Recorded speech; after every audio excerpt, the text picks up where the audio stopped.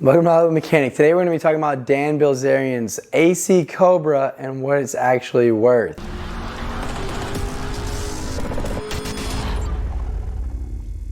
Alright, so I saw this video recently saying that Dan Bilzerian's Cobra is worth $1.6 million. That's just not true. But like everything Dan Bilzerian, very much inflated for the image, right? Now, first of all, how do I know so much about what we're going to be discussing today? Dan's Cobra. Well, I used to have a friend that lived near Dan's older place, not the mega mansion, another place in LA. And I was introduced to his assistant. And I ran into that assistant at Barney's Beanery one day, knocked over a pitcher of beer on his table with my pool cue. I was not drunk, just painfully oblivious. He asked how I had been and what I was up to, and I told him I was a mechanic now. And he said, oh, the Cobra's battery's dead. Can you come jump it tomorrow? I was like, yeah, no problem.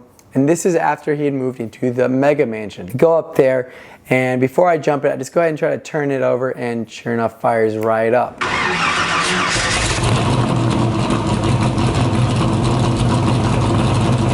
So I'm like, dude, the battery's not dead. So I do some checks, and I check the coolant. There's no coolant. And I checked the oil, and it's way over full of milky brown substance. So obviously coolant has been mixing into the engine. And so I tell him, hey, it's looking not good. It's looking like your engine's blown. Here's why, let me show you. And it has nothing to do with the battery. It started right up without even a jump.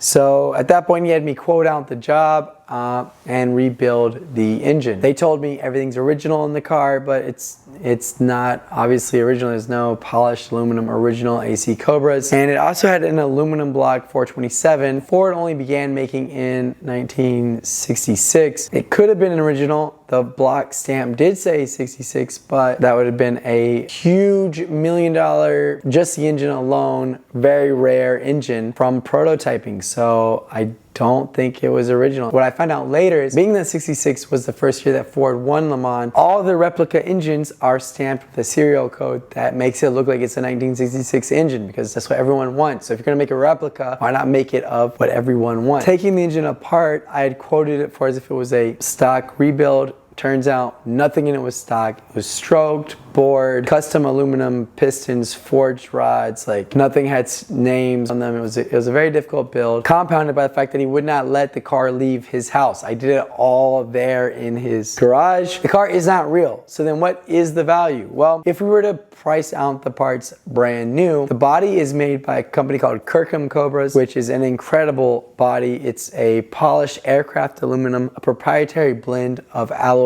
primarily aluminum, that change every few years, and it's polished to a mirror-like aluminum finish. All the stripes in it are racing stripes done by brushes that brush a pattern into the aluminum. So it's incredibly cool design. Those cars start around 150 grand, I believe, but if you were to get one with a polished aluminum body and chassis, the way that his is set up, the body alone, I believe, is about $220,000. I'm sure it's gotten up since then.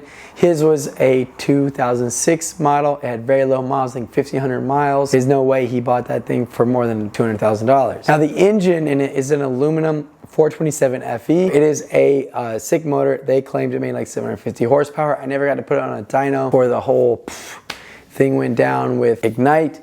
But I did get it running again and did a lot of adaptations to it to make it run better. And we'll get into that later. But it was fed by 2 Holley 4-barrel carburetors that, from my understanding, those are no longer made, and they're worth about $4,000 a piece. So that engine is probably a $45,000, $50,000 engine. The Tremec 6-speed, it had super high strength axles. The axles were literally as big around as drive shafts. It had 2 massive Spall racing fans on the radiator. It had Inconel coated hardware all over it, extremely expensive hardware. So this was one of the best custom Cobras that I've ever seen. However, it's not an original Cobra, so it's not worth millions of dollars. This car is only worth what someone's willing to pay. It's really hard to put a value on it. It's not really fair to charge it at a brand new price, because you could just buy one brand new.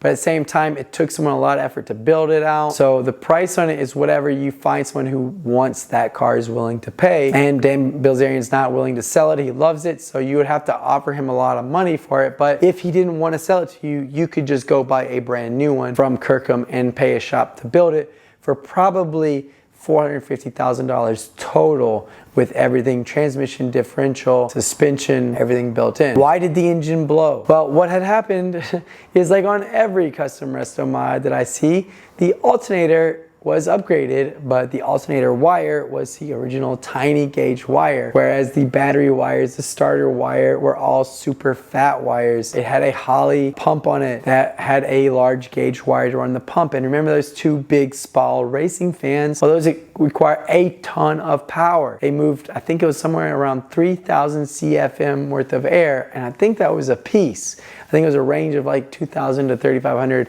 CFM, which is way more than that Cobra needs. And it's so much cooling power that it would overpower the alternator. And so whoever built the car had been using it for racing. So they had the fans on a switch. When the car is moving, air flows across the radiator and you don't need a fan. When the car is sitting still, you need a fan. So they had the fans on a switch so that when you're racing, no power from the fans were being drawn from the alternator and robbing power from the engine, so you got maximum power during racing. So driving it around town though, you have to remember to flip the switch on, and if you left it on, it would drain the battery and you have to flip it off. Probably what happened is one of the people that were driving it, I'm not saying Dan, but somebody who drove the car forgot to flip on the fans. It overheated. It actually melted the head to the intake and then cracked, which caused a leak.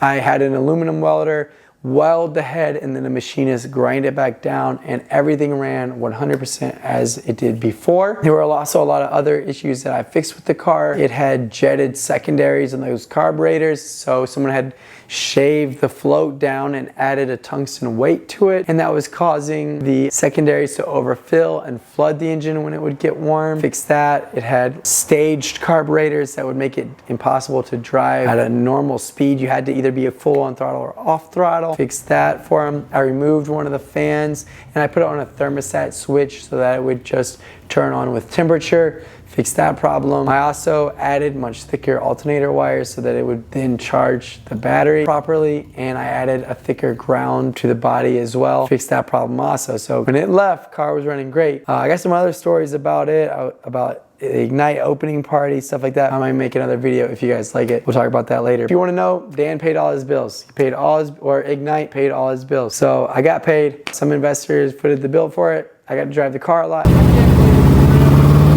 That was a lot of fun. Dan was never disrespectful to me. I only spoke to him like 3 times. He was very standoffish, but everybody was coming after him for everything, so I get that. I had nothing but good things to say about his staff and the pay schedule that they did, and that car was sick.